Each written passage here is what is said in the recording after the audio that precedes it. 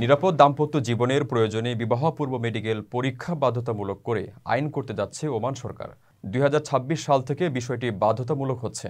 আইন করার আগে সিকেল সেল এনিমিয়া এবং বেটা থ্যালাসেমিয়া সহ বংশগত রোগের বৃদ্ধি এবং মোকাবিলায় ওমানের স্বাস্থ্য মন্ত্রণালয় আগামী মাসে বিয়ে পূর্ব চিকিৎসা পরীক্ষার প্রচারের জন্য বছরব্যাপী জাতীয়ভাবে প্রচারণা শুরু করবে। এই উদ্যোগটি মন্ত্রণালয়ের জনস্বাস্থ্য উন্নয়নে দীর্ঘদিনের প্রচেষ্টার অংশ। যদিও 1999 সাল থেকেই বিয়ে পূর্ব স্ক্রিনিং প্রোগ্রাম ওমানের প্রাথমিক স্বাস্থ্য সুরক্ষা কৌশলের অন্তর্ভুক্ত।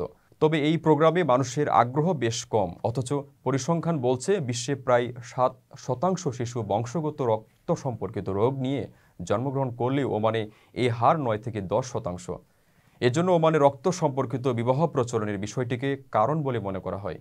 বিষয়টি নিয়ে ওমানের স্বাস্থ্য মন্ত্রণালয়ের একজন কর্মকর্তা গণমাধ্যমকে জানান, এই প্রোগ্রামটি বেশ কয়েক বছর ধরে চলছে, তবে খুব কম সংখ্যক মানুষই এতে অংশ নিচ্ছেন।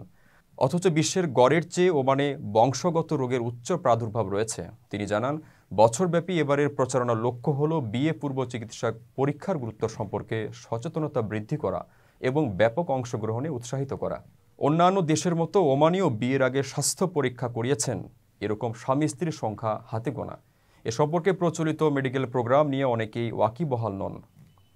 আবার এই প্রজন্মের অনেকেই বিষয়টি সম্পর্কে জানেন, তবে স্বাস্থ্য পরীক্ষা করাতে তাদের অনেকেরই মধ্যেই কিছুটা লজ্জা ও ভয় কাজ করে। তবে এবার আইন করে বিয়ের আগে স্বাস্থ্য পরীক্ষা নিশ্চিত করানোর উদ্যোগ নিচ্ছে ওমান।